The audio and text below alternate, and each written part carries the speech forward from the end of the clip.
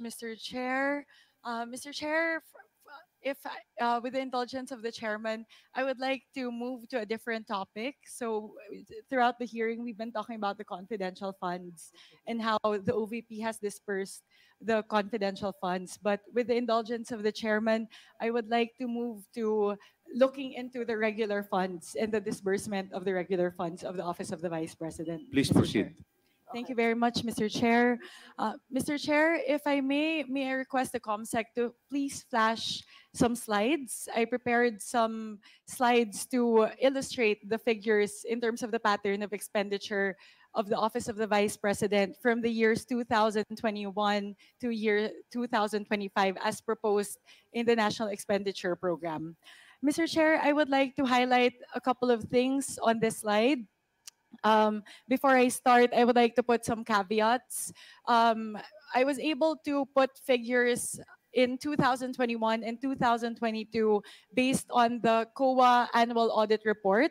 So these are reflective already, Mr. Chair, of the actual expenditures. For the years 2023 and 2024, we are still waiting for COA to release the annual audit reports. So I based the approximate of the expenditure on the amounts on the GAA or the General Appropriations Act. And then for 2025, Mr. Chair, I based it off the proposal of the Office of the Vice President for the budget as reflected in the NEP or the National Expenditure Program, Mr. Chair. So, Mr. Chair, before I proceed, I would like to pose a question to COA. COA, nagawa niyo na po ba yung annual audit report ng OVP for the year 2023? Kasi as per checking po, wala pa pong naka-upload sa COA website for 2023. Ms. Sofia Gemora, you are recognized. Thank you, Your Honor. As to the publication for the 2023 annual audit reports, not only for the OVP but for all of the COA audit reports duly transmitted to respective auditees or management, our chair, in relation to the General Appropriations Act that was released for 2024, issued a memorandum that publication of the COA audit reports duly transmitted to the audited agencies will be uploaded by December 1 onwards, which publication will include the AAPC or the status of action taken by the management on the audit observations therein or in the audit reports, and as well as the APMT, which concretize the validation or a report validating the action taken of the management on the audit observations on that year or on 2023 annual audit reports, ma'am. Your Honor. Noted on that, Mr. Chair. In the absence of the COA report duly published by COA, Mr. Chair, we will stick for now to the values indicated in the GAA for the year 2023 and 2024.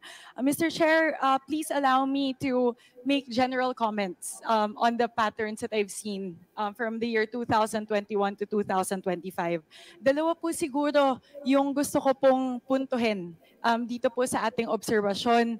Yung una po, kumpara po sa amount na nagastos ng Office of the Vice President ng taong 2021 at 2022, makikita po natin na mas malaki po o di hamak na mas malaki yung expenditure po ng Office of the Vice President para po sa mga kategorya na ating pong inilatag dito po sa ating slide. Pangalawa, Mr. Chair, napakalaki po nung with it, across the different years po, napakalaki nung pagtaas noong expenditure ng Office of the Vice President para po sa iba't ibang mga kategorya. So, Mr. Chair, I would like to highlight two observations. First, the expenditures seem to be a lot higher from the years 2023 and as proposed in 2025 as compared to the previous expenditures before 2022. And number two, there's the jump across the different years seems to be very, very substantial for the different categories highlighted, Mr. Chair. Mr. Chair, iisa-isahin ko po yung iba't ibang mga kategorya para po atin pong mahimay at mailatag yung ating pong mga obserbasyon. Yung una po, Mr. Chair, ay patungkol po sa travel expenses o traveling expenses ng Office of the Vice President. Makikita po natin dito na kung atin pong titignan yung notes to financial statements ng COA, ay dalawa po yung pwedeng maging kategorya para sa traveling expenses, local and foreign travel. Hindi po pa natin alam sa kasalukuyan yung breakdown nitong mga amounts na ito kasi hinihintay po natin yung COA audit report. Pero dito pa lang, Mr. Chair, makikita po natin na parang ang taas. Para po sa taong 2023, mula po sa 20 million ng taong 2022 at 10 million lamang nung taong 2021. Bigla pong tumaas yung traveling expenses ng OVP sa halos 60 million pesos bawat taon. At consistent po yun, taong 2024, 62.5 million at doon po sa proposal para sa 2025, nasa 62.5 million din. Dito po, Mr. Chair, nais ko po sanang tanungin yung COA. Travel expense. Meron po ba kayong ginagawang assessment or audit patungkol po sa nature of the travels? Tinitignan niyo po ba kung ito ba ay necessity? Necessary po ba ito to the fulfillment of the duties or the mandate of the Office of the Vice President? Tinitignan po ba natin kung reasonable yung gastusin sa bawat travel? Ano pong klaseng audit yung ginagawa po ng COA patungkol po sa traveling expenses, Mr. Chair?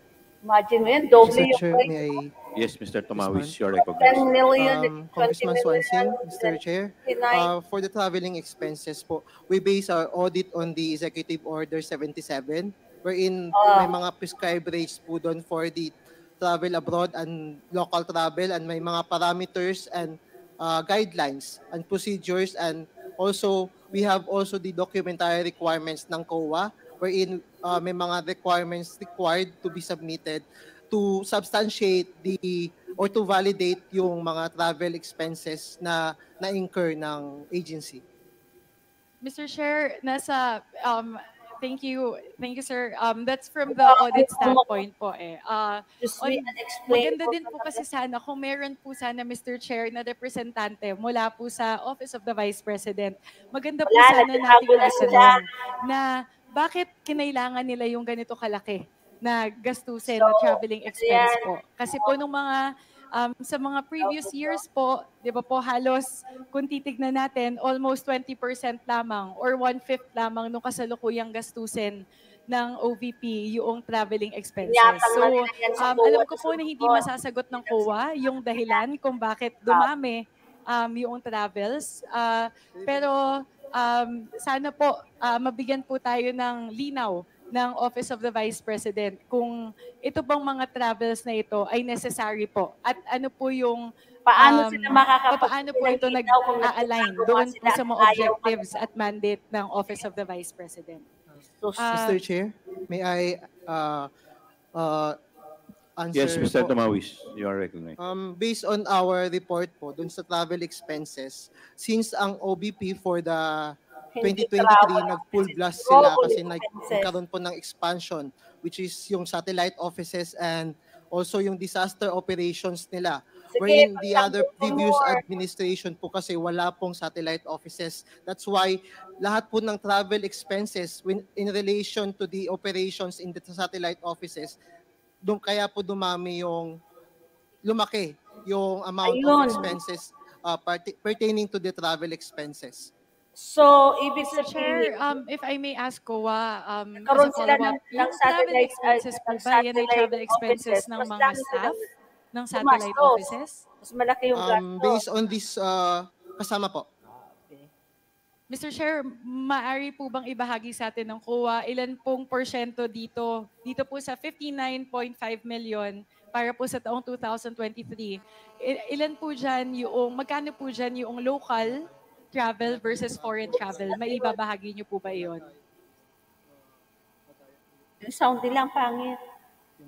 What's that? As to the breakdown po, we cannot commit to Hindi naman answer ito the yun. breakdown today po kasi wala po sa aming report as of this day po yung breakdown kung ilan po yung para dun sa staff at sa satellite offices. Mr. Chair, siguro as an observation lang po, even naman po if we would look at Ninyo? previous administrations, ang nature naman po talaga ng jurisdiction ng Vice President ay national in nature. So, bumabiyahe naman po talaga yung ating mga vice presidents all over the country. So siguro po, yun nga, baka ang accounting factor lang po nun kung bakit tumaas ay dahil po dun sa mga satellite offices. At yun po siguro yung Ibig tanong natin, Mr. sabihin, Chair. yung satellite offices na yun, Dati pa, simula pa nung nagkaroon tayo ng pagtalakay patungkol dito, ano po ba yung necessity noong mga satellite offices na iyon kung napakalaki po nung epekto nun doon po sa mga expenses, Mr. Chair. Mr. Chair, I would like to move to the second category po, which are the supplies and materials expenses. Siguro, Mr. Chair, isa po sa makikita natin dito ay, sorry po, COMSEC, previous slide lang po. Ayan po. Yung second category po ay yung supplies and material expenses, Mr. Chair. Yung slide, please. Ayan po. Ito po siguro, Mr. Chair, yung medyo kailangan natin pagtuunan ng pansin. Napakalaki po nung tinaas, noong expenses pagdating po sa supply and materials. Noong taong 2021 po, yun ay nasa 92 million. Para sa taong 2022, 53.5 million. Pero po sa taong 2023, times 5 po Times 5 yung talaga, itinaas noong supplies and materials expenses. From At patuloy po yung pagtaas, tumaas po siya ng 70 million sa pagitan ng 2023 at 2024 at tumaas palalo by 60 million mula po 2024 at 2025. Siguro, Mr. Chair, ang tanong ko po patungkol dito, pag tinignan po natin yung mga kategorya or subcategories under the supplies and materials expenses, titignan po natin, office supplies, welfare goods, drugs and medicines expenses, medical, dental, and laboratory supplies, fuel, oil, and lubricants, semi-expandable machinery and equipment, semi-expandable furniture, fixtures, books, at other supplies and materials expenses. Siguro po, tatanungin po natin, bakit po kakailanganin yung daang-daang milyon para po sa mga supplies at materials na ito. So, Mr. Chair, dahil po wala po tayong representante mula po sa OVP na sasagot ng tanong na ito, kung maaari ko pong matanong muli sa COA, may ginawa po ba kayong audit o assessment patungkol po sa nature nitong mga purchases na ito? Mr. Chair, may I be recognized po? Yes, Mr. Tomawis. Mr. Chair, the main reason po nung increase nung supplies and material expenses from 2022 to 2023 is reason po is nagkaroon po ng extensive na mga disaster operations during the 2023 at the same time po nagkaroon po ng satellite offices. So particularly po kung makikita niyo po dun sa welfare goods and expenses, yan po yung lumaki po talaga at dun sa other supplies and material expenses wherein meron po dun program po si Office of the Vice President about the Pagbabago campaign, A Million Learners and Trees program po. So wherein yung mga distributions nila po doon or mga supplies na nagagamit dito po na i-record. So kung hindi natin po kasi maki-compare sa 2022 kasi po magkakaiba po yung programs in the 2023 wherein dumami na po yung programs ni OVP. And then at the same time, if I may read the notes to FS po, doon sa welfare goods, the welfare goods expenses consist of relief goods and food boxes distributed to the disadvantaged individuals and families and to those affected by various calamities. It also includes the purchase of rice intended for the relief operations. And nandito rin po na ang reason po ng increase is due to the extensive relief operation in CY 2023 conducted by the Disaster Operations Center and various satellite offices. That's for the welfare goods po, kaya po siya tumaas. Then for the other supplies and material expenses, nag-increase po kasi may mga purchase schools bags and other supplies po na binibigay po bakal ng naman ng Office of mga the Vice President relative dun sa pagbabago campaign po na program po nila. pagbabago ng Mr. bag. Chair, siguro po ang tanong ko po sa COA, para kasing program project-based yung mga expenses po na nabanggit ninyo, Ay, chargeable po ba siya dapat sa MOOE? Yes po. Yes, Mr. Chair. parang Depende po kung ano yung nature.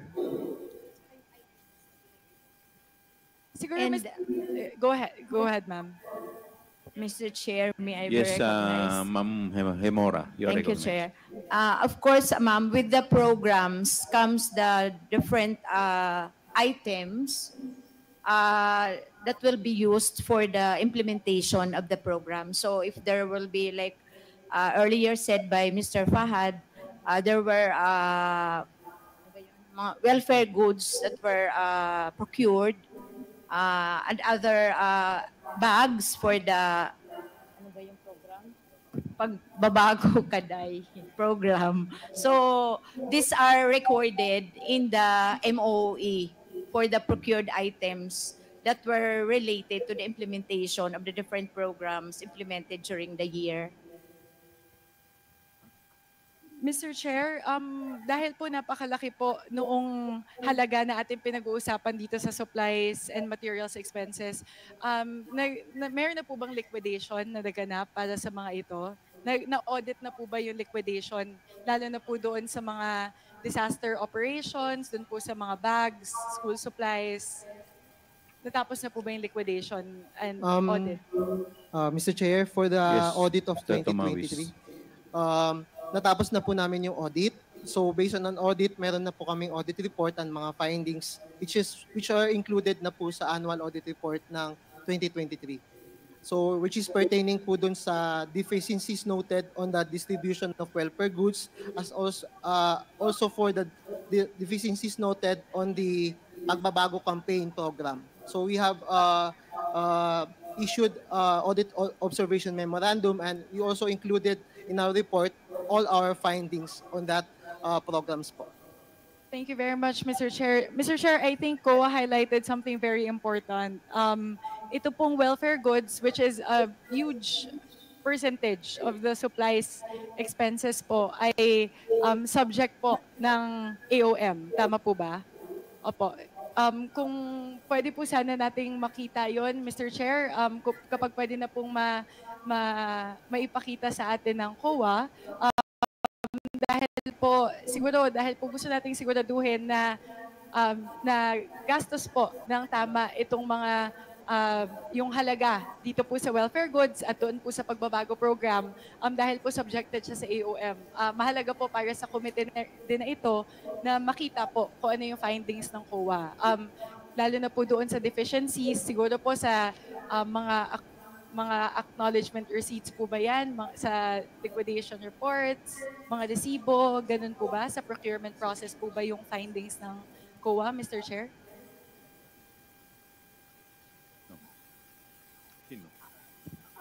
Your Yes, Honor, Ms. Kimura. yeah. For the different audit observations included in the annual audit report, we have already more or less it's on like for example the distribution list of the welfare goods and other items that were distributed to the different recipients of these programs. So if the audit report, we have already submitted to the oversight body of the Congress, which is to the Speaker of the House, which we are, of course, mandated to in, what's this, September? No? Or July, I think, or August, we already submitted. But of course, if the committee would request a copy, we would readily provide you with, even if before the December 1 publication, subject to the, of course, approval of the Commission on Audit Chairperson, Your Honor. Mr. Chair, kung pwede po nating tanungin sa COA, kung pwede niyo pong i-disclose sa committee natin ngayon, how much is the amount in question under the AOM?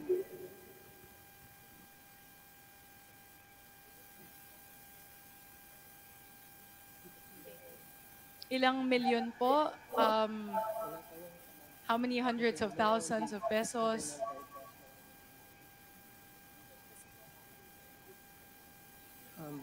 Mr. Chair, may I be recognized? Yes, Mr. Tomawis, you're recognized. Actually, yung as to the amount po is hindi namin masasabi na itong amount na to is may irregularity or may somewhat. But then our audit kasi po is, or audit report is, or this result is pertaining dun sa mga deficiencies observed dun sa existing guidelines. So more on the internal control po ng distribution of welfare goods yung mga nakita naming may deficiencies wherein they need to improve it para po ma-secure na yung distribution po is talagang nakakarating po sa mga tao. Pero, di ba po, nakita ko na po kasi yung previous AOMs nyo eh. Mako-compute mo more or less eh. How much is the amount in question under the AOM? Kasi po yung previous chart po, di ba, na ginawa ko po at linatag ko po sa komite. Kaya ko po nagawa yung mga numbers na yon kasi pag tinignan niyo po yung AOM, sa dulo ng AOM, may total amount po yun eh. Sus, anong klaseng COA naman itong mga... Mr. Chair, So, we usually audit the accounts. magaling. Kung, for example po yung welfare goods. So yung naka-record po sa balance niya is 176 million. But then it doesn't mean po na lahat po yun is yun yung may irregularities or may something. So kung titingnan po natin, we only base our result on the internal control as a whole for the distribution of welfare goods. Sige po, Mr. Chair. Once the AOM is available, Mr. Chair, I would like to seek your permission for me to peruse it. Kasi po, medyo malaki yung amount na binabanggit po ng COA ngayon, 176 million yung welfare goods. And doon po nakita yung deficiencies doon po sa audit findings ng COA pagdating po sa mga supplies. So, Mr. Chair, I think this is a flag that the committee should take a look at. And pag nakita ko po yung AOM, Mr. Chair, I will peruse it and for our committee po. Mr. Chair, I would like to move to the next category, which is the professional services, Mr. Chair. If I may request the COMSEC again to please show previous slides. Yung isa.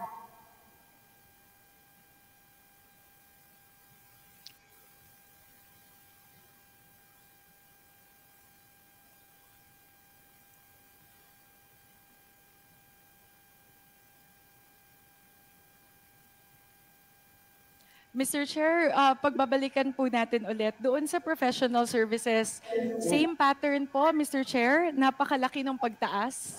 Mula po sa 75 million ng 2021 at 56.1 million ng 2022.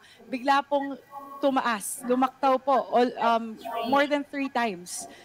To 194 million ng taong 2023, 98 million ng 2024 at 105 million sa proposed 2025. Siguro, Mr. Chair, ang interesante po nating tignan dito ay doon po sa taong 2023, mas mataas pa yung expenses sa professional services kaysa po sa personnel services. So, ibig sabihin, mas maraming externally contracted na mga services kaysa po yung mga personal services na internal na plantilla positions within the OVP. So, siguro po, one thing I would like to flag to COA as well is yung professional services po ng 2023 ay mas mataas pa sa internal or personal services ng OVP. Pangalawa po, Mr. Chair, if titignan po natin yung subcategories under professional services, 3 pong klase yon. May auditing services, consultancy services, and other professional services. Siguro, it would be interesting, Mr. Chair, to take a look at this na bakit po umaabot ng 194 million almost 200 million yung expenses ng OVP para po sa externally contracted or professional services, Mr. Chair. So, Mr. Chair, again, ideally, gusto po sana nating tanungin yung OVP para maipaliwanag po nila to.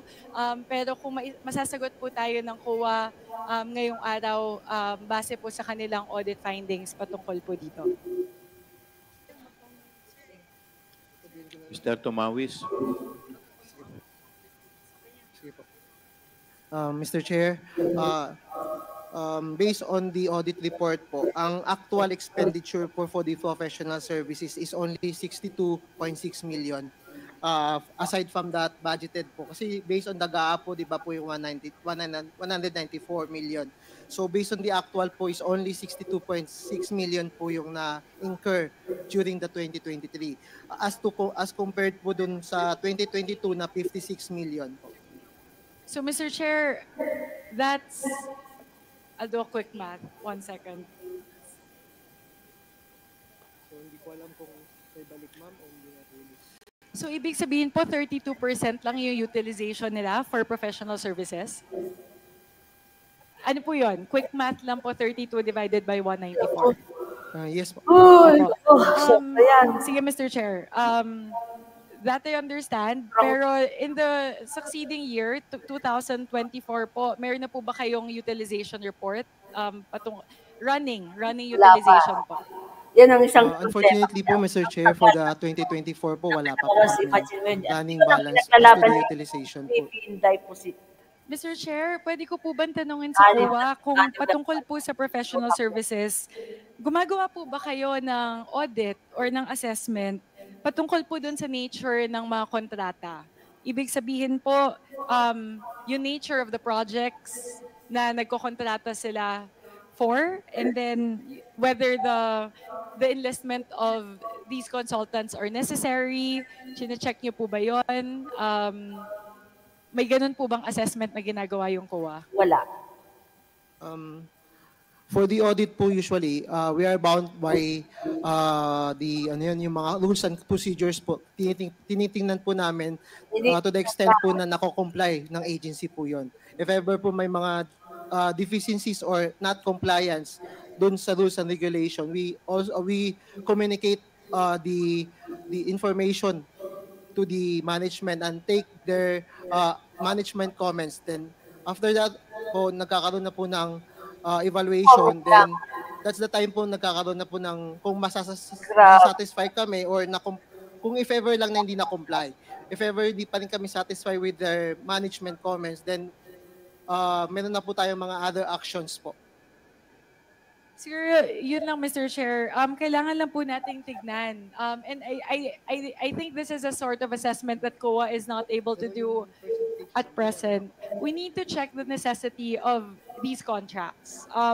Is it actually necessary for the OVP to undertake these contracts with, for example, the different auditing firms, law firms, etc. And kung tama ba yung kontrata. Kasi yun lang po, mataas po siya eh. For 2024, while 62 million lang yung sa 2023, ang hiningi po muli ng OVP para sa 2024 ay halos 100 million. So, yun lang po. Sana po matignan din po ng COA yung necessity of engaging in these contracts, Mr. Chair. Mr. Chair, if I may recognize po. Sino? Okay. Mr. Chair, since nabanggit po ni Congressman Swansing yung sa other professional services, actually yung other professional services po is pertaining dun sa mga cost of services na binabayad natin sa contract of service personnel po ng OBP. Since po nagkaroon po ng satellite offices ang OBP, they need to hire more contractual services po. That's why po yung mga sweldo po nila, pinapasweldo po natin sa kanila, is dito po kinukuha dito sa fund na to. Noted on that, Mr. Chair. Thank you. For the next one, Mr. Chair, general services po. Gusto ko po mag-move dun po sa susunod natin na category. If I may again request the COMSEC to please flash. Dito po sa General Services, Mr. Chair, similar po to the other line items, napakalaki po ng pagtaas. Mula po sa 10 million ng 2021, 14 million ng 2022, at 9.9 million ng 2023. Bigla pong tumaas to 42.7 million para po sa taong 2024, at ganun din po yung pinopropose na OVP para sa taong 2025.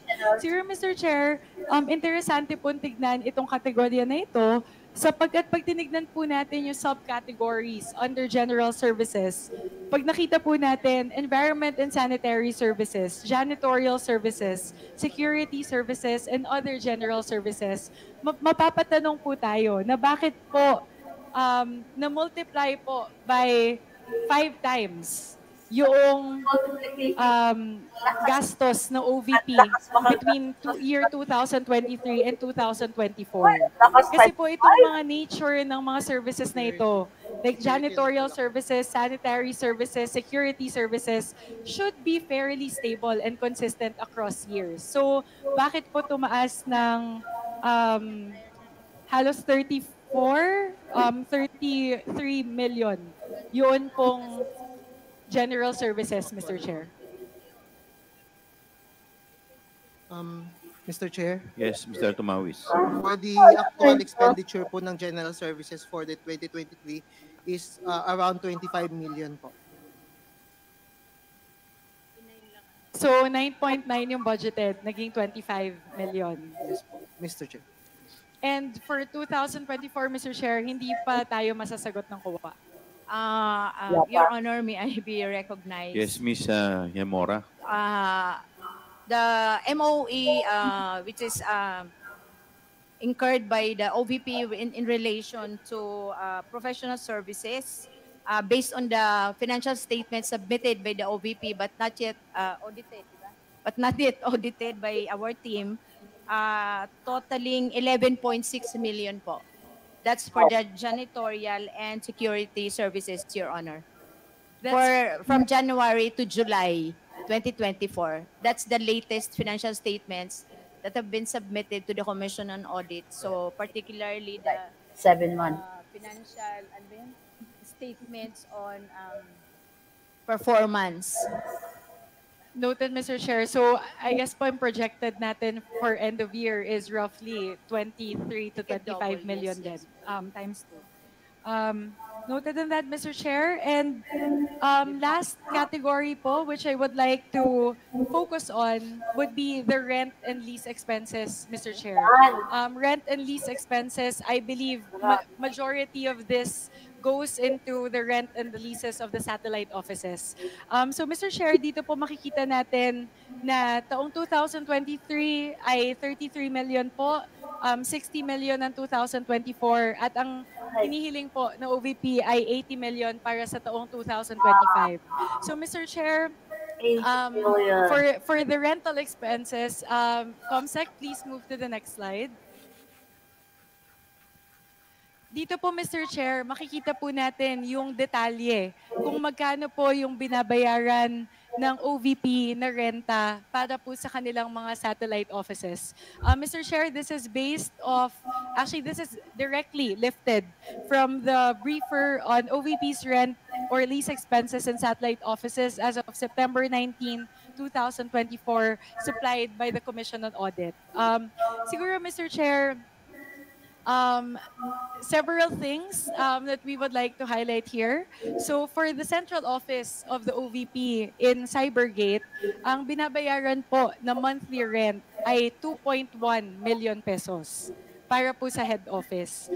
Para po sa, bukod po doon, yung Disaster Operation Center, meron pong 258,000 na rent every month.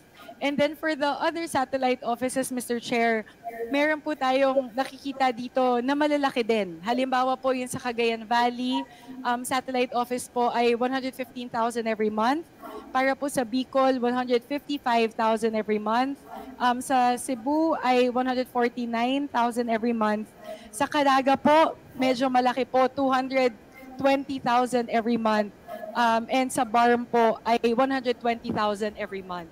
So siguro Mr. Chair, ang tanong ko po dito sa COA, kasi po several of these seem very high for the location in terms of the rental rate being paid for a certain location. So ang tanong ko po sa COA, meron po ba kayong ginagawang assessment kung dumaan po sa tamang canvassing, bidding, procurement procedures, ito pong mga satellite offices bago po mag-enter into the contracts?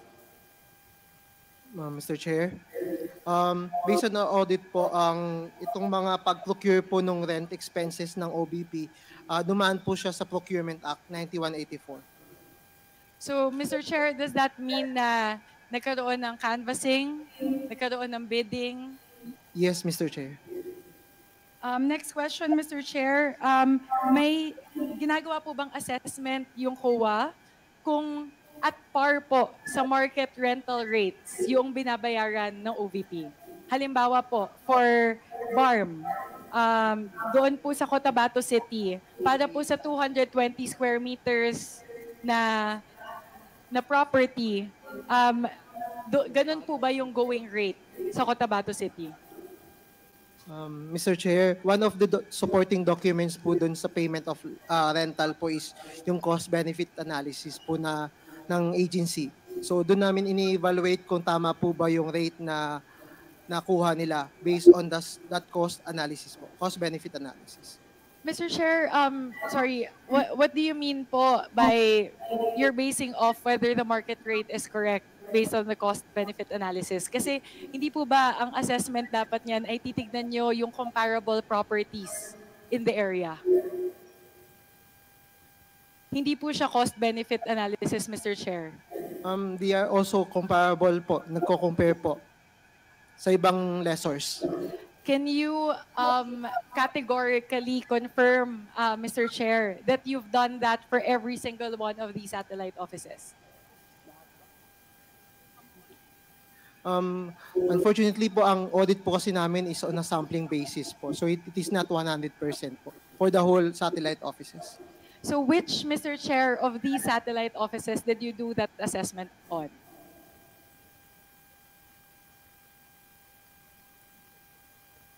Pwede kasi hindi kami ma-recall po kung ano yung satellite offices particular na nakita namin. We can submit na lang po kung ano yung satellite offices na na-evaluate na po namin as to that reasonableness of amount. Kasi Mr. Chair, just looking at it and doing like a quick research po, I didn't do like an on-the-ground research.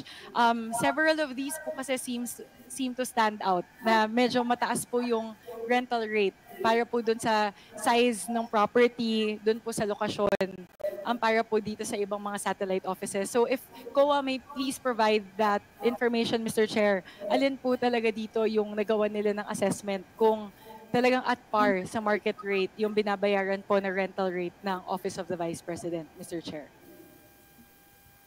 So Mr. Chair, we will submit na lang po yung sinabi ni Congressman Swansing po. Thank you very much, Mr. Chair. Mr. Chair, I think I've gone through all of the categories, all of the line items that I wanted to highlight in today's committee hearing.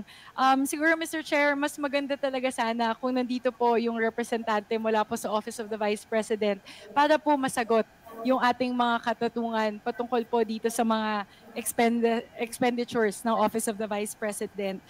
Kasi Mr. Chair, ang gusto talaga natin gawin dito sa committee na ito, both for confidential funds and regular funds, ay gusto po natin siguraduhin na bawat piso po na ating ipinagkakatiwala sa Office of the Vice President, pinagkakatiwala po ng sambayan ng Pilipino ay nagagastos po sa tamang paraan. So siguro, Mr. Chair, what we keep on wanting to highlight in this committee hearing is there really is urgency in terms of demanding transparency, in terms of the budgeting, in terms of the utilization.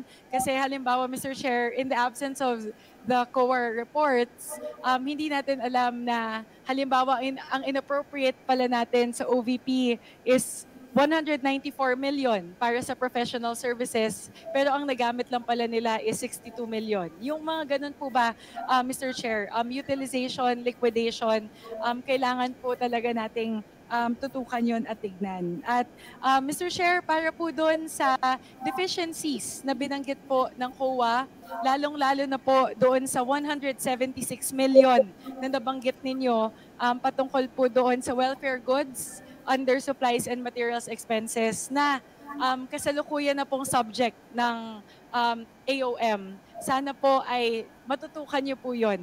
Masigurado po natin, medyo nakakabahala po yung sinabi niyo na ang kulang po ay distribution list. Ibig sabihin, sino yung mga naging beneficiary, kung tama po yung pagkakaintindi ko doon po sa statement ninyo. Parang kailangan siguraduhin na napunta doon sa mga intended beneficiaries, yung mga relief goods, yung mga bags, mga school supplies na binabanggit ninyo. Kaya sana po napakalaking halaga po nung ating pinag-uusapan. 176 million po para sa isang kategorya, para sa isang taon. Kaya sana po ay maimbestigahan po at matutukan po ng Commission on Audit ito pong mga deficiencies na tinutukoy nila dito po sa ating expenses. And yun lang, Mr. Chair, uulitin ko lang po. Looking at the figures po overall, dalawa po yung makikita natin. Di hamak po na mas malaki yung expenses, yung mga gastusin ng Office of the Vice President mula po taong 2023 hanggang sa kasalukuyan kumpara po sa mga naunang taon. At pangalawa, napakalaki po nung increase sa bawat taon noong mga gastusin po ng Office of the Vice President. Kaya yun lang po, Mr. Chair. Thank you very much for the opportunity to propound questions to our resource persons. Okay. The next interpellator is Congresswoman Luistro. Mr. Chair. Yes, Manifestation, Congressman Mr. Congon. Chair. Mr. Chair, just a quick question lang, Mr. Chair, kay Attorney Powa. Gusto lang po namin maklarify. Attorney Powa, ang ginamit niyo pong term kanina is you were pre-terminated. Tama po ba? Yes, Mr. Chair. Gusto lang po namin malaman kung kayo po ba yung nag-resign or tinanggal sa OVP? Nag-ano po kami, nagkaroon kami ng pag-uusap prior to the previous hearing. It was really a mutual decision, Your Honor. What do you mean mutual po? Tinanggal ka po ba o nag-resign ka? Nag-decide po kaming mutually kasi nag-express po ako na hindi ko kayang i-fulfill yung obligations ng contract as a spokesperson because to be honest with you, since I'm also a resource person here, I found it very difficult for me to go on media and be interviewed on the same matter kasi nawawala yung objectivity because I'm also part of the hearing as a resource person. So, sinabi ko po yun na I don't think I am capable of really fulfilling the contract. Naintindihan naman po ako, so we mutually decided na i-pre-terminate na po. Kasi ang contract ko po ay dapat hanggang December of this year. So, pin-re-terminate na lang po namin yung kontrata po. Kanino po kayo nagpaalam? Sa ating Vice President po. Naging mutual po ba yung decision na ito? Or I would like to think so, Your Honor, to be honest. Kasi ako naman, very forthright ako. Nagsabi ako ng difficulties that I'm encountering. Medically, I'm affected. But also, beyond that, it's really hindi ko ma-fulfill yung trabaho ko. Hindi ako makapagpa-interview. Hindi dahil sa ayaw ko. Pero I think it would be inappropriate. For example, if I'm asked about the proceedings, I would rather answer questions here rather than in the media, especially if it's a comment by a member of the committee. I think it would be inappropriate for me to comment through the media. So sa totoo lang po, nahirapan din po talaga ako and I expressed that difficulty to the principal. At I'd like to think that she really understood naman po at that's why nag-agree kami to pre-terminate. So I sent in my notice to pre-terminate the contract and wala naman pong naging problema. bakit po kayo nahihirapan? Nahihirapan po ba kayo dahil nahihirapan kayo ipagtanggol siya o meron po bang inuutos sa inyo na... Hindi naman po, Mr. Chair, sorry. Hindi naman po.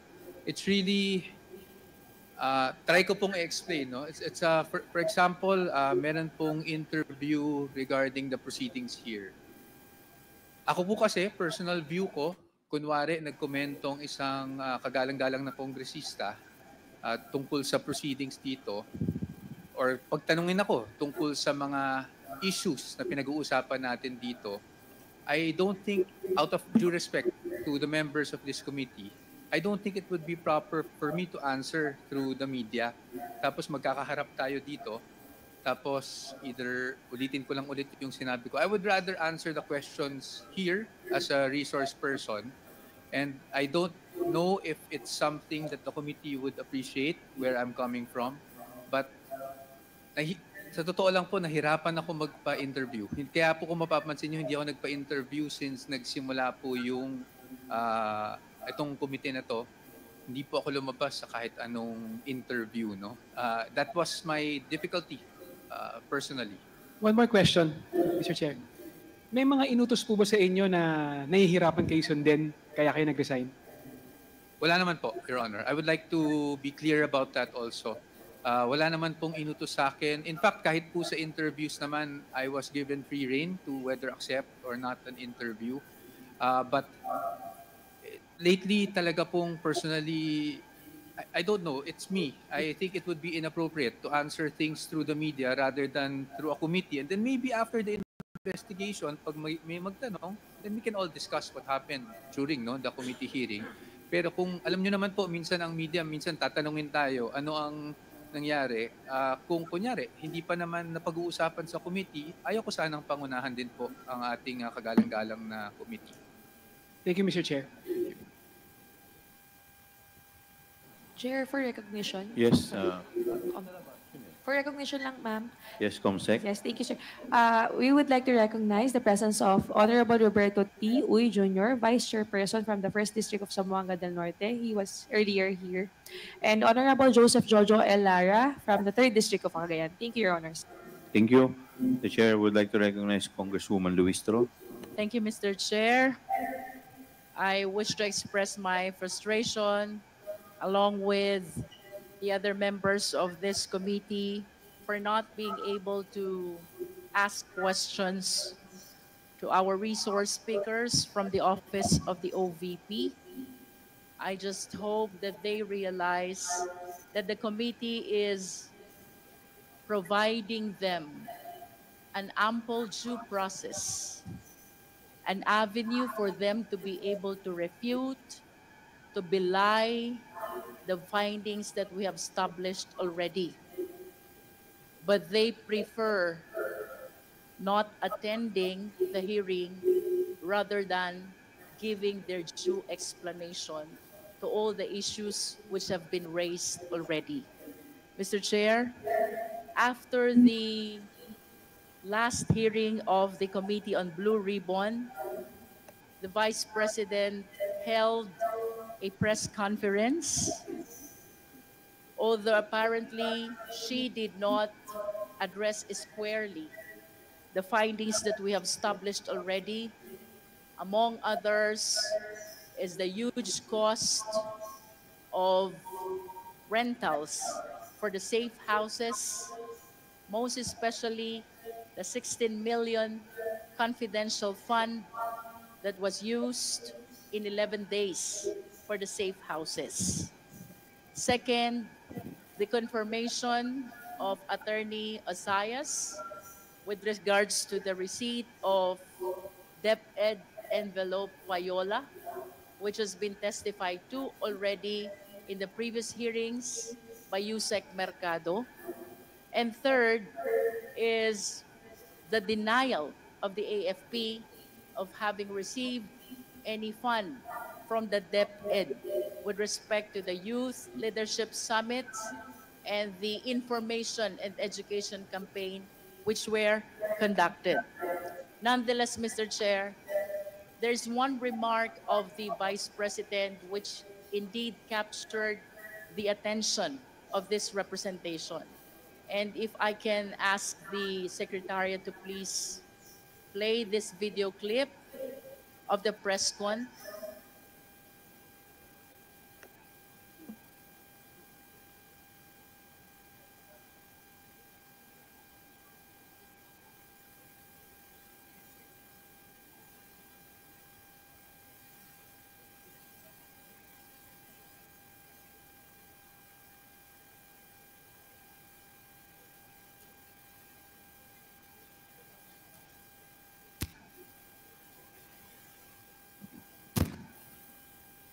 since we're having some technical problem, let me share with you what she said during that press con.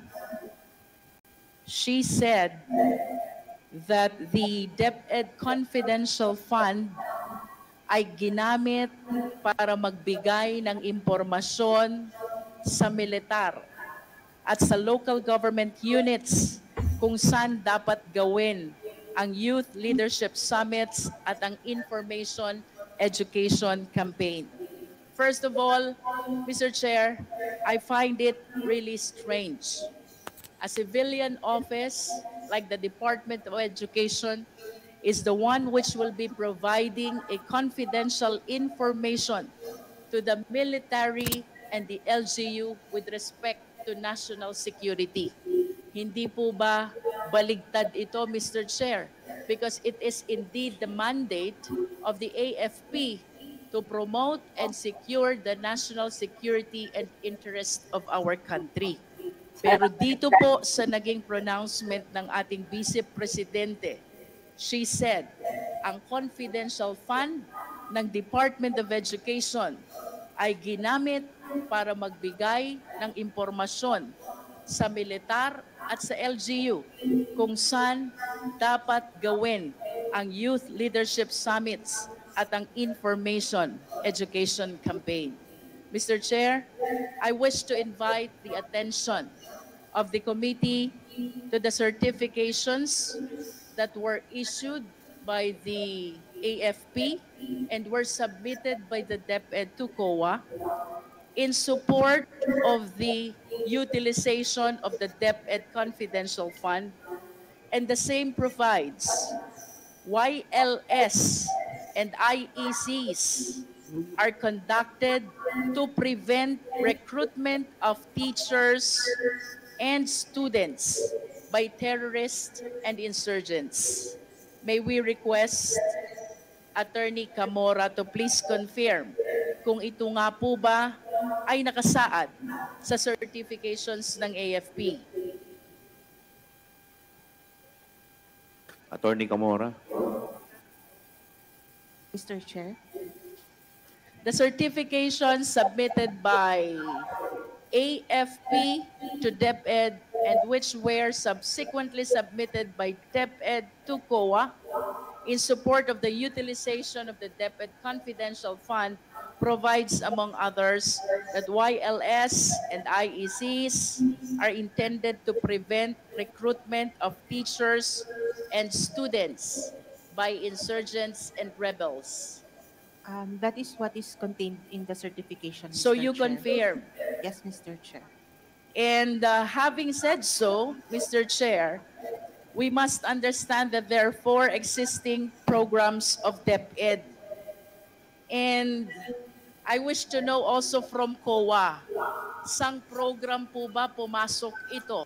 Because we have to understand that each program has their corresponding expenditure of the confidential fund. Can we please flash each program along with the corresponding expenditures? The program includes counterinsurgency, abuse prevention and control, anti-illegal activities, and anti-extremist or terrorism activities. Ang bawat programa pong ito ay may kanya-kanyang expenditures ng confidential fund. And if we can show this table, Secretariat, please. The table shows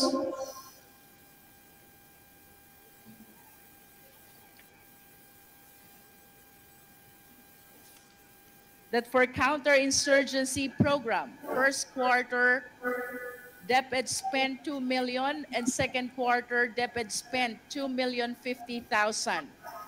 The second program is abuse prevention and control within schools, and expenditures for first quarter, 2.130 million. Second quarter is 2.370 million. Anti-illegal activities, first quarter, 1.5 million, and second quarter, 1.7 million.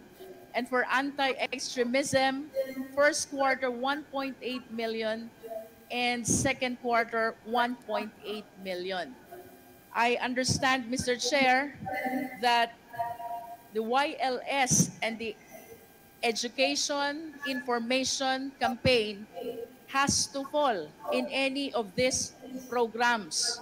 And considering the purpose that was indicated in the certification submitted to COA, I wish to believe na ito pong mga YLS na to at IECs na to ay part ng counter-insurgency program. Tama po ba ito, Attorney Camora? Tama po, Mr. Chair. And having said that, Attorney Camora, ang total expenditures po for the counter-insurgency program is only 4,050,000 pesos, when the amount utilized is 15,540,000 pesos. Mayroon pong nawawala 10,490,000 pesos. Saan po kaya napunta itong diferensya ng nasabing amount? Yun lang. Mr. Chair, we considered the entirety since ang sabi naman po, focus on protecting the schools and the youth from physical harm, criminalities, terrorism, and drug abuse. So, hindi na lang po siya sa counter-insurgency. Mr. Chair, is it the intention of Attorney Camora to consider that the entire amount utilized, that is 15,040,000, were spent in all these 4 programs of DepEd? Is that what you are trying to say, Attorney Camora? The fund was used for the payment of rewards po in relation to these 4 programs. Yes, So, but there are 4 programs of the DepEd under which the utilization must fall. I don't know.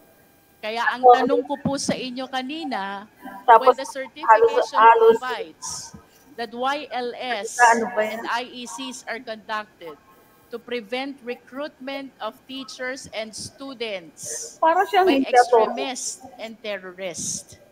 Ito po ba ay tamang nasa ilalim ng counter-insurgency program? Parang nahihirapan Yes, siyang Mr. Chair. Because if so, since most of the expenses, or I should say all, of the 15,540,000 was utilized for this YLS and IECs, ang napapaloob pong expenditures for counter-insurgency program is only 4,050,000. Hinahanap ko po, Attorney Camora, saan po napunta yung 10,490,000? Wow, 10 million yan lang Yun nga po, sa may actually, YS binase din po namin sa certification na they've made mention that it is to protect the schools and the students from physical harm, criminalities, terrorism, which is Grabe, noong and drug abuse. kaming po. nasa walang ganyan. Then why did they not indicate those purposes in the certifications? It's on the certification po. I'm reading from the certification po.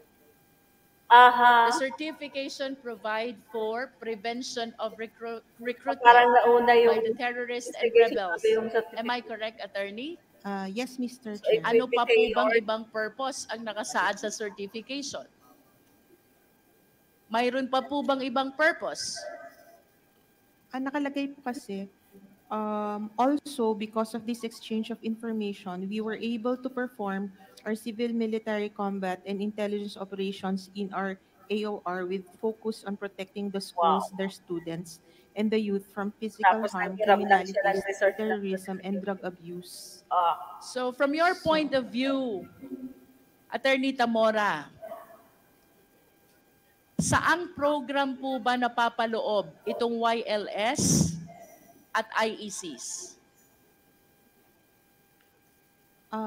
Sa anti-insurgency. If you are saying that this falls under the anti-insurgency program, ano naman pong activities kaya ang kinonduct ng DepEd in line with their abuse prevention, anti-illegal activities, and anti-extremism?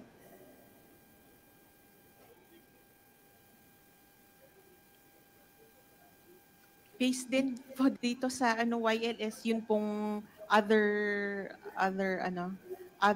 purposes nung YLS. In other words, Attorney Tamora, you will agree with me that all the certifications pertain to YLS and IECs only.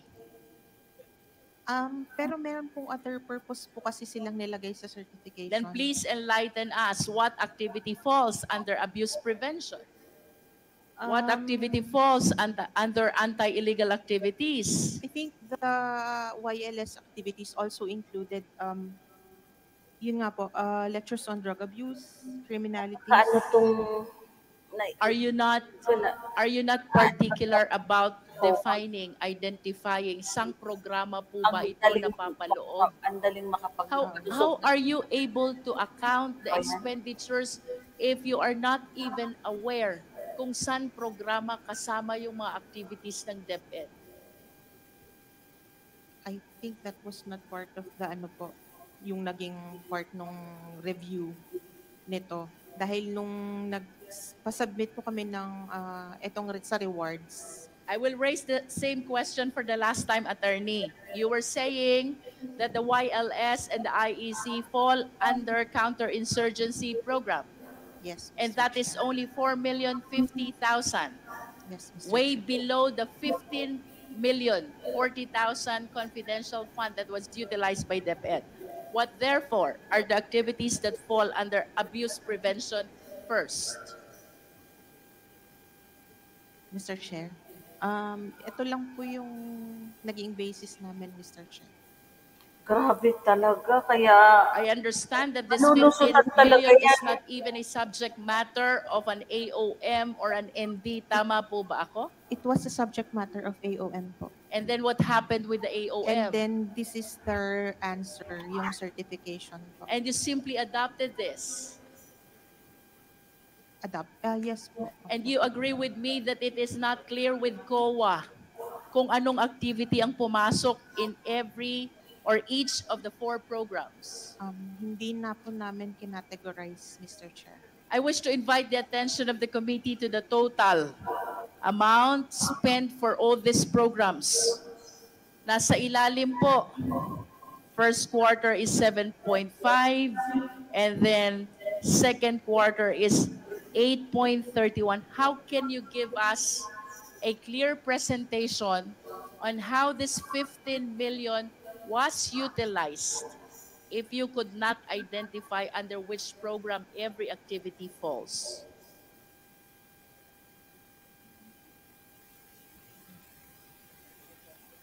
Ano po bang ibig sabihin ng pagtango nyo, Attorney? Wala. Yun po, hindi po na-consider nung nag-evaluate po na i-categorize sila according to ang the nuwang programs of the DepEd.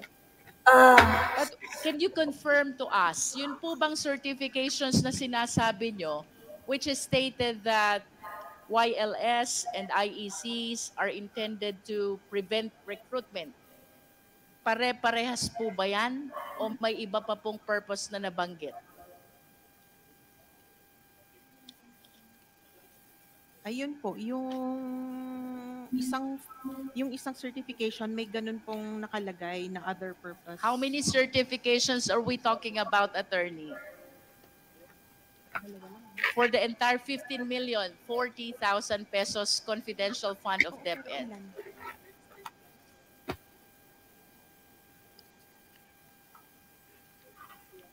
Mr. Chair, dalawa lang po.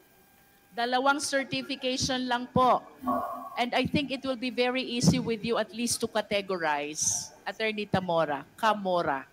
San po bang program na pasama yan? Dadalawa naman pala. Can you please read the purpose of the first certification?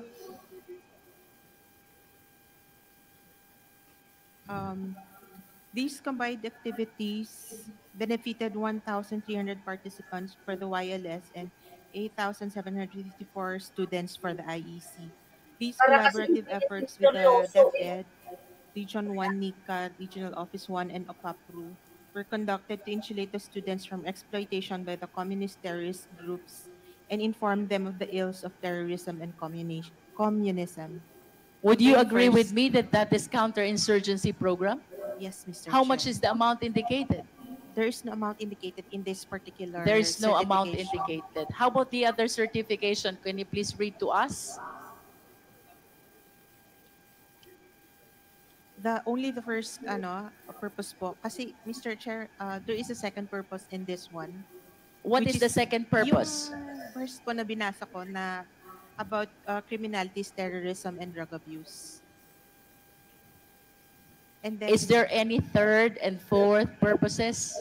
no, Mr. Chair. Wala na. First and second. Yes, Mr. So in other words, the certifications provide first is the counterinsurgency, and second, it encompasses the three other remaining programs. Yes, Mr. Chair. However, I wish to manifest, Mr. Chair, that the COA should be able to identify under which program each expenditures fall, because if I will be basing our interpretation to the certification which states as primary purpose that the YLS and IECs are conducted to prevent recruitment, then it means that the program which is being implemented by DepEd is the counterinsurgency program.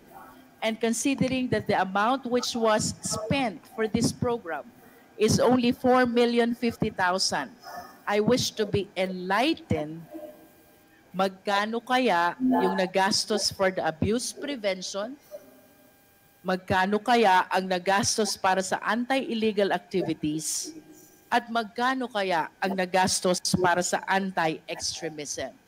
It is my humble submission, Mr. Chair, that the COA should be able to identify this, to be able to give a clear presentation and account of the public funds which were utilized by the Office of the Department of Education.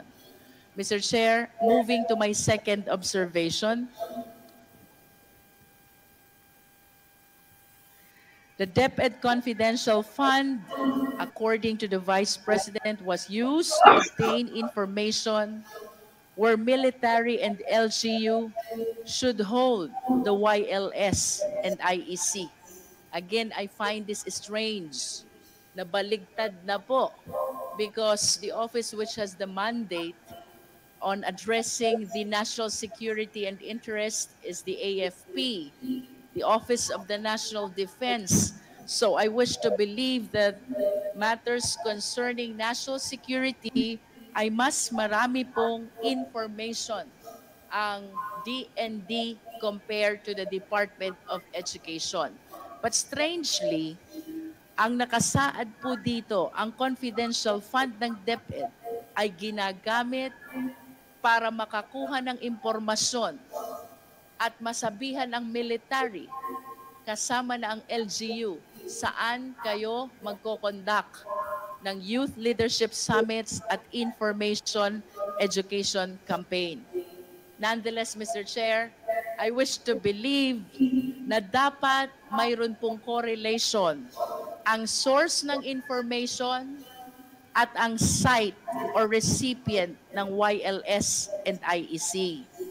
Can we request the Secretariat to please flash the graph, the pie?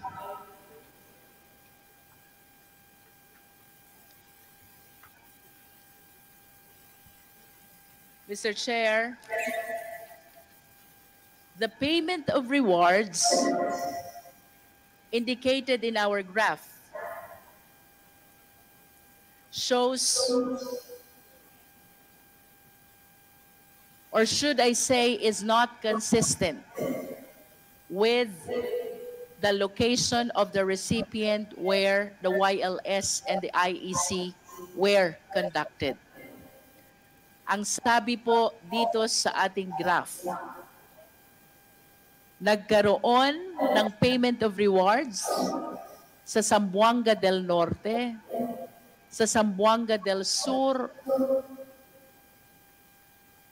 sa Zamboanga Sibugay, sa Basilan, even in Sulu, Ilocos Norte, Ilocos Sur, La Union, Bulacan, Nueva Ecija, Zambales, Camarines Norte, Camarines Sur, Albay, Sorsogon, Masbate.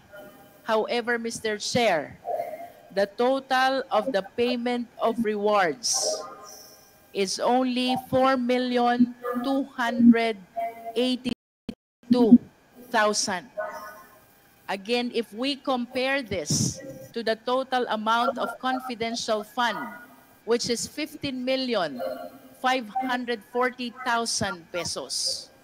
Ang question, saan naman po kaya nadala itong nawawalang 11,258,000 pesos? Can we ask Attorney Camora, mayroon po ba kayong nakita sa inyong pag-audit? Saan ho ba nagkaroon ng YLS and IEC na hindi consistent sa location ng payment of reward? Mr. Chair, yung location ng YLS and IEC is based on the certification po. These are the areas covered po ng activities. On the other hand, sa DEP po, yung payment of rewards, pwede po kasing yung informant is nasa ibang lugar or address po kasi niya yon or address niya kung saan man siya. That is a possibility, but I am certain that you were not able to inquire about that information anymore. We don't inquire po beyond the I understand, but are you really allowed to assume? Kasi what you are telling us is just an assumption. Pwede po na ang source of information ay nakatira sa Batangas. At magbibigay po siya ng impormasyon tungkol po sa Zamboanga del Norte. How do you think a person residing in Batangas will be familiar on what is going on in Zamboanga del Norte? That is a personal ano lang po. But actually po, table audit lang po talaga ang audit ng confidential funds. So, it's talaga po kung ano yung sinubmit na documents. In other words, Attorney Camora, you do not pay attention anymore even when the source of information are residing in places far from the site of the Youth Leadership Summits and the Information and Education Campaign. Hindi na po namin pinagtugma your... But were you able to see and observe these inconsistencies during your auditing? Nakita niyo po ba yon? I believe so.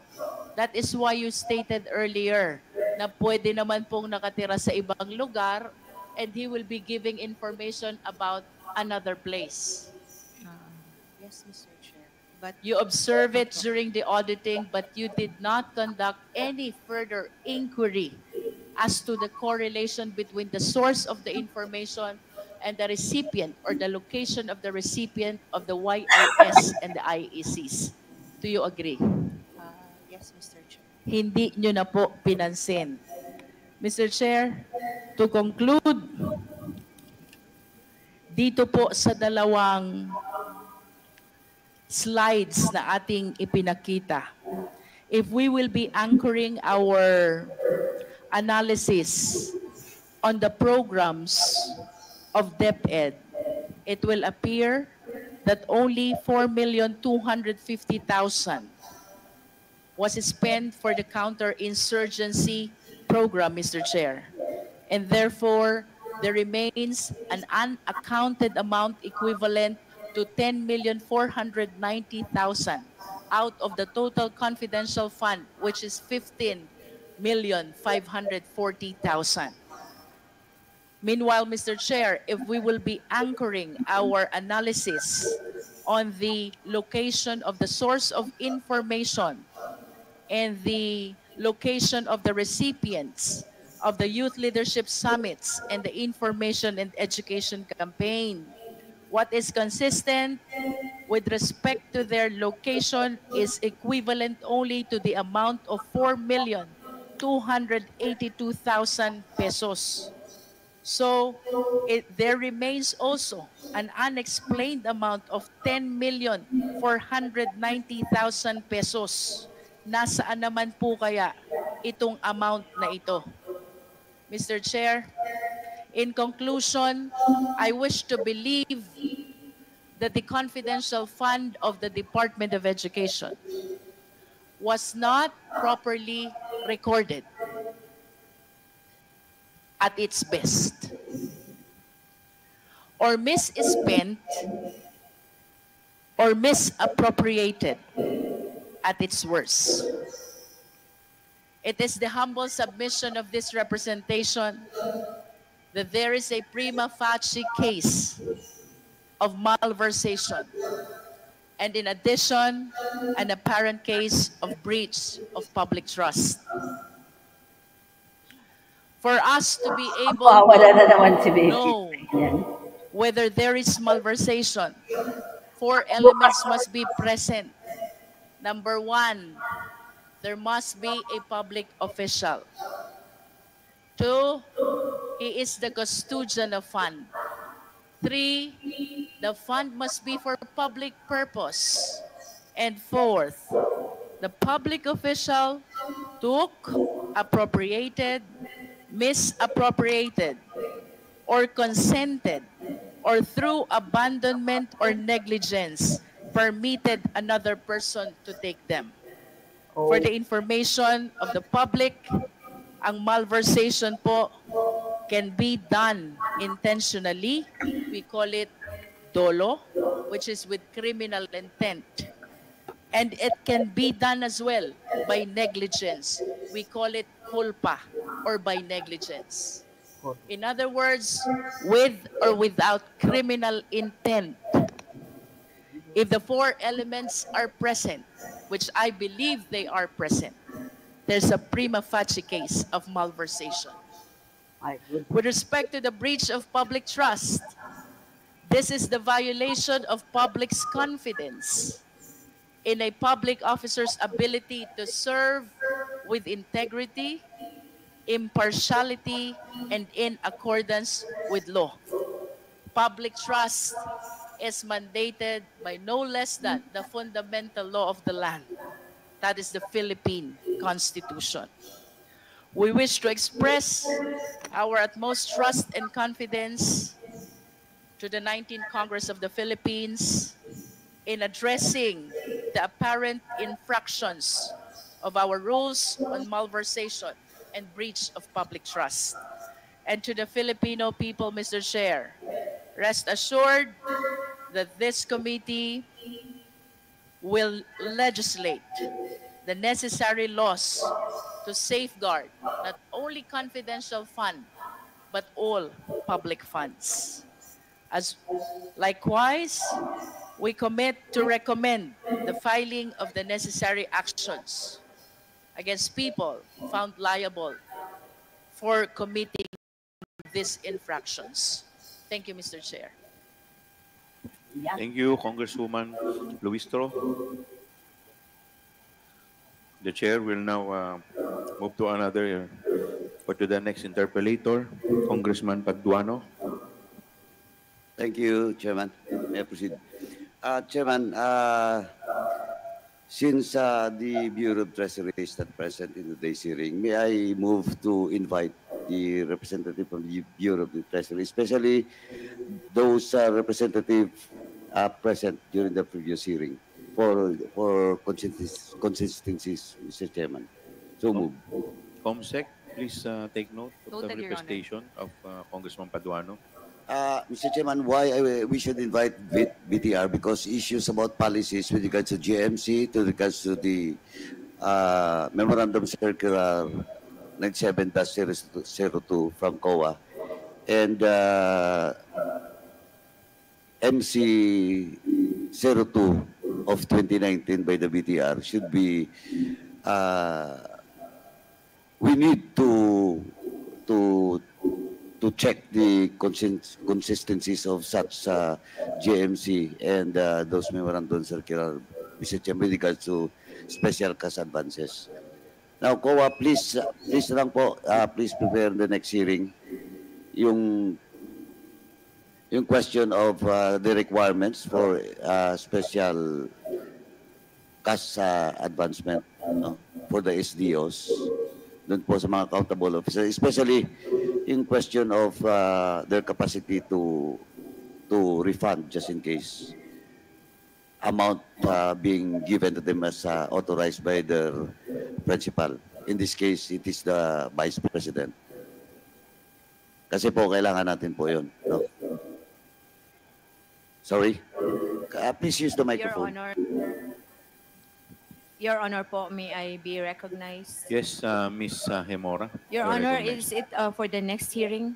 May we be clarified? For the next hearing, kaya nga pinapaunahan ko na po kayo the questions that I might raise. No? Basta MC ng 7-002, BTR 02 of 2019 for the Bureau of Treasury, and yung GMC. No? How you check na lang po how consistent, because in the GMC may problema po doon. Kasi the requirements are being laid and the provision with regards to the MC of COA, 97-002, napakalinaw po, nandun yung SALN. But in the GMC, wala po.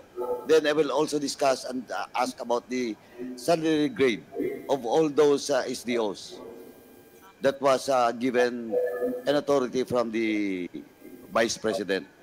Kasi ang appointing officer is the Vice President. Kasi po, if you look at the salary grade, but of course, salary grade is not only the basis, no? Mr. Chairman, in fact, of course, salary grade is not only the basis. That is why one of the requirements should be the SALN. Because in the case of Mr. Edward Farda, his salary grade is only 17 with a salary of 41,508. Pero yung encashment niya in one check is 37 million. So we have to check on it. Kasi po, based on the record, napakarami pong mga officers in the office of the Vice President na mataas pong posisyon, but hindi sila binigyan. For example, in the case of Argoncia Belinda, ang posisyon niya po ay Supervising Administrative Officer. 75,000 yung ano niya, salary niya. In the case of Cesar Abalon, Chief Education Program Specialist, doon po sa DepEd, ang salary grade niya is 101,000. Why a 41,000 with a salary grade 8 sa 17 was given the authority to encash checks worth 37 million. And it happens not only once, it happens several times.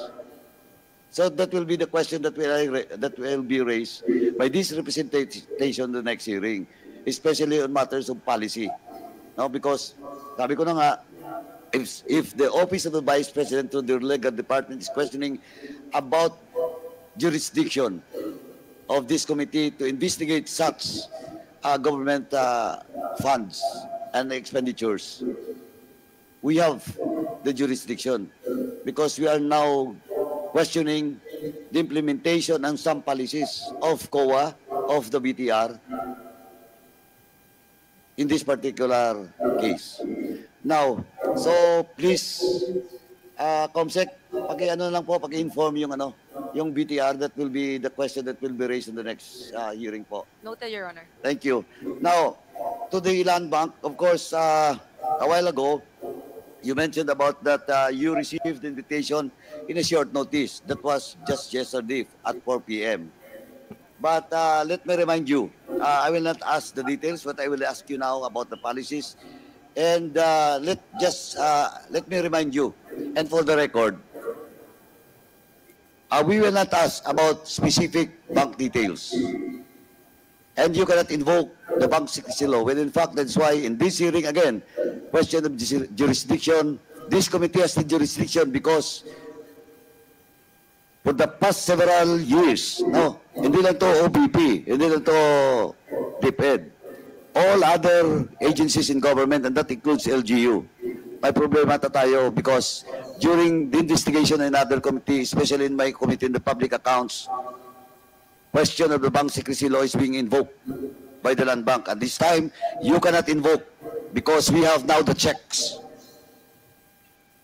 We have now the checks that was in cash in your branch. Now, the first, ito, bibigay ko sa inyo, for Gina Acosta. This check was addressed to Gina Acosta in Shaw Boulevard branch. Shaw Boulevard. Sino ba yung ang manager nyo? Shaw Boulevard. Nandito ba siya?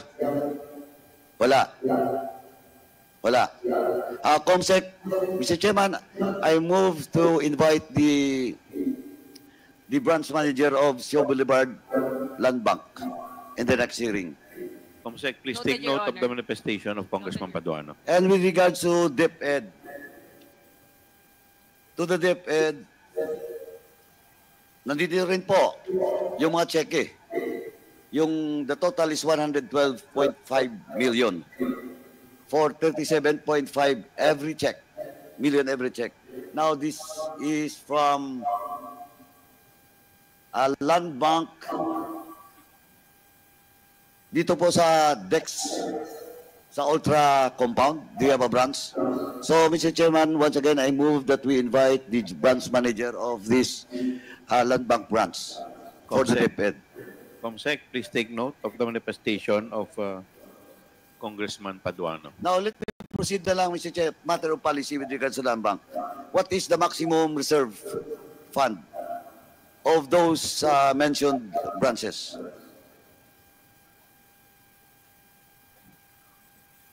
ABP, Camposano, would you like to respond? Different branches have different CI cash in vault levels. At tanong ko nga magkano, yung sa branch na yun, yung sa Ultra, at saka doon sa Shaw Boulevard. I'm not aware of the Shaw Boulevard branch, but with the DepEd branch, it's 10 million. 10 million.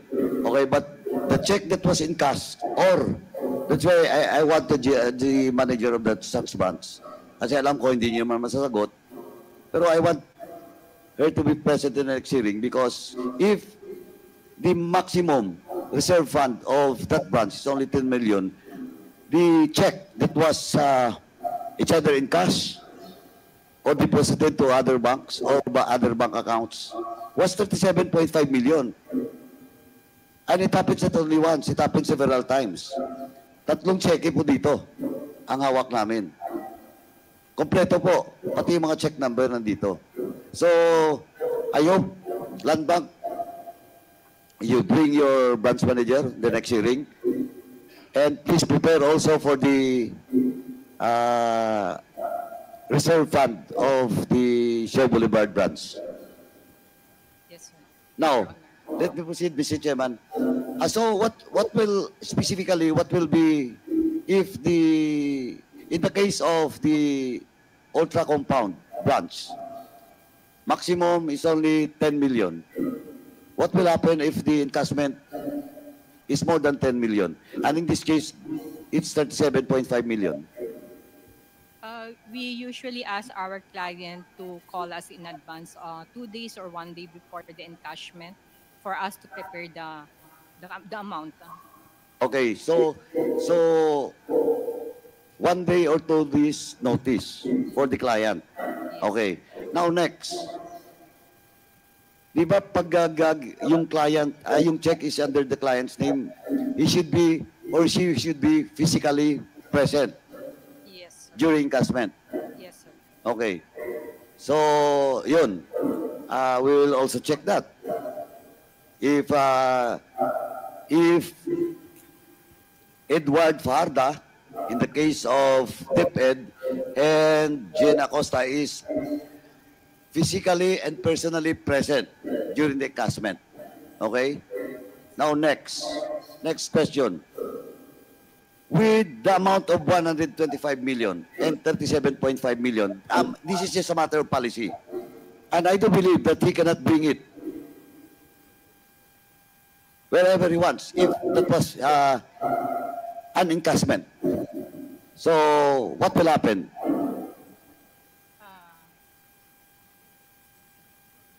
Sir, I cannot understand what. Okay, ito lang po.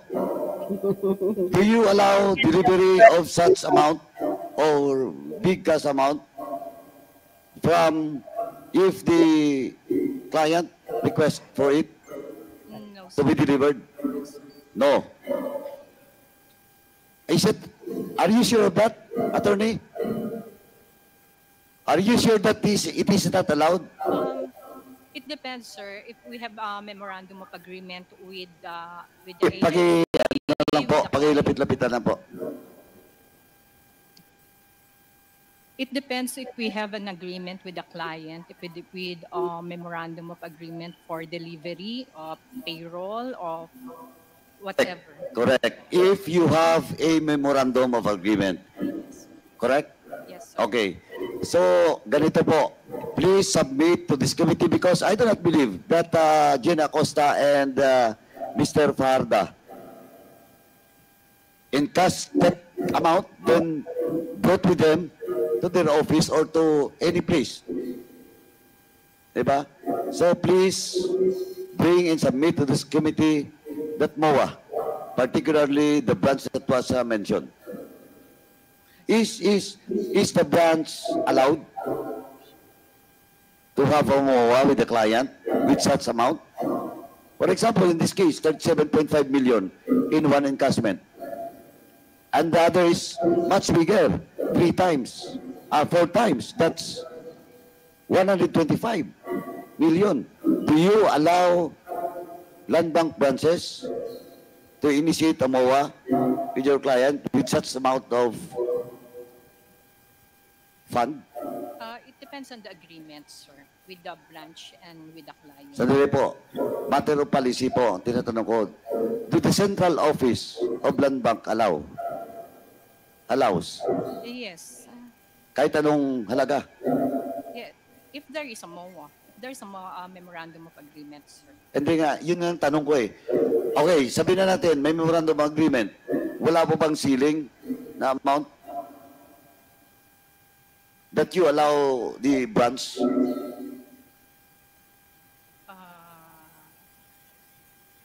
Okay, ganito lang po. If you cannot answer that, please prepare for it in the next hearing.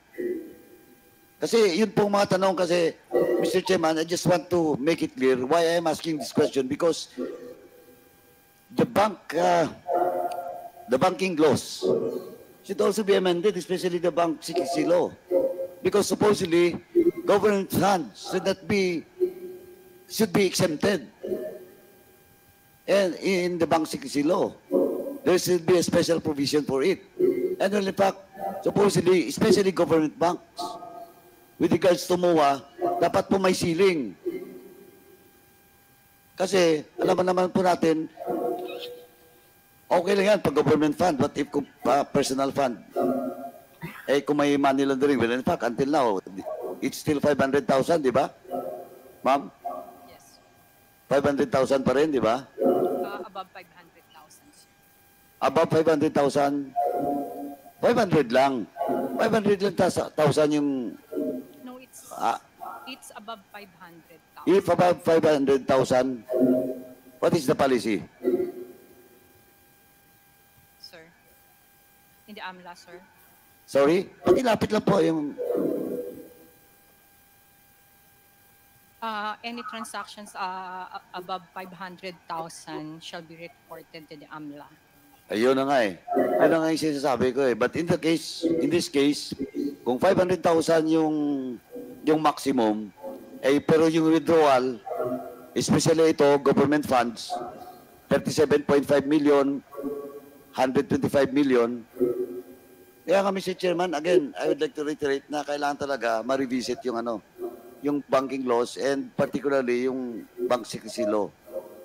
Kasi this will be... Imagine in my 11 years in Congress with regards to investigation, especially the which land bank or government banking institution is involved, lagi po nakatali yung kamay ng Kongreso because of this bank secrecy law. But again, you cannot anymore invoke that PAG-CTC law because COA has already submitted all the checks. But I will not ask about the details in the next hearing with regards to how much is the actual bank, yung laman ng bank account ng DepEd o the Office of the Vice President. But I will ask you, how did these transactions happen? Kasi po, unang-una, ang tanong po, ano ba to? Si Edward Farda, cash encashment bang ginawa niya o yung cheque, transfer niya sa ibang bangko? Encashment, sir. Sigurado ka, encashment? Yes, sir. Paano mo nalaman? I was the former branch manager of the DepEd branch, sir. Okay. So ito, alam mo. Yes, sir. Alam mo. So pwede na kitang tanungin ngayon o... inalaw nila. Pwede na o next hearing na? Next hearing, sir. Okay, mabait ako ngayon. Okay, next hearing ha. Magandaan mo, ikaw pala, hindi mo... Dapat sana, kaya pala alam mo, yung specific na location ng branch na yun, kasi ikaw pala yung ano dito, branch manager noon. Kaya alam mo. So, you're familiar about all these checks. Yes, sir. And how these checks was encashed. And how was it delivered? The cash. Was not delivered. Oh. Alam mo. And then delivery from the bank. Ikaw yung branch manager, hindi mo alam how it was delivered? The cash from our cash center, sir, or the cash for the ano no, for example, we're talking about the first check, 7.5 million. Ang bangko niyo ba nag-deliver? O Over the counter. O binitbit ni Farda? I think the question, ma'am, is how it was encashed. So kung paano po ba to over the counter? Yes, sir. So isang bagsak, magkano pong amount yan, Congressman? 37.5 million. So yung 37 po ba, in over the counter yung pag-encash? Yes, sir. On the same day? 37 was released, 37 million pesos was released. Yes, sir. Okay. Sigurado ka ba, ma'am? Yes, sir. Okay, so all four checks. Hindi nila... 3 checks. Ganon ang ginawa yung 37.5 million. I will have to check first. Oh, tama I si cannot attorney. recall how many checks. Oh, you should recall. Kasi pupunta tayo dito hanggang doon sa kung kailangan namin ipasubuin na yung CCTV nyo.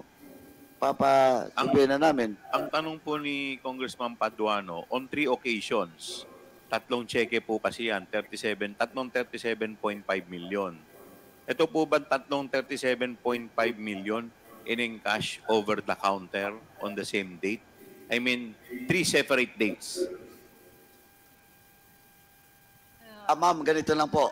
With this huge amount, para safe ka, baka mamaya magkamali ka, then gagawa ka ng kwento para to defend your position, at the same time yung opisina mo, better recall mo muna. Basta sabihin mo lang yung totoo, ma'am. Kung ano talaga nangyari. Kasi, pag lumabas na nagsisinungaling ka, you will violate our Section 11. Alam mo na yon. Alam mo yon, yung consequence. Yes, sir. Okay. So, siguro, better prepare na lang po for the next hearing. No? Yung mga possible questions. Be sure na kung transfer, it was transferred to other bank accounts. Kung pinangkas at hinatid. Diba? Or, pinangkas, binitbit ni Edward. Tama? Okay. So, for the meantime, Mr. Chairman, yun lang muna. I think I have already called the attention of the BTR and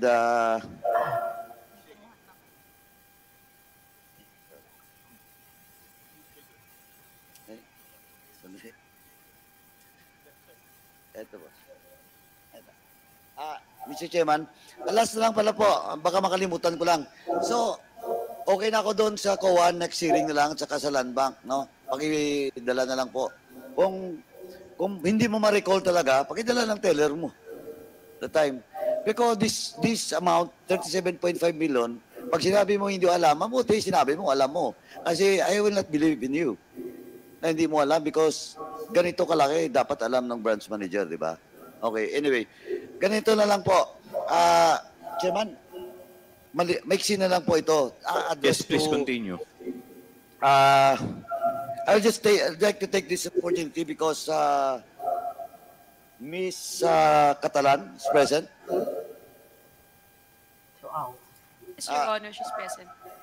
Rauna Catalan from DepEd. Please. Please take your seat. Miss Catalan, for the information of everyone and the chair and this honorable committee,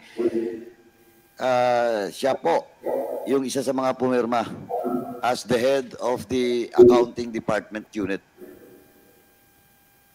Comsec, nakapag-oath na po ba si Miss Catalan? Okay. Ma'am?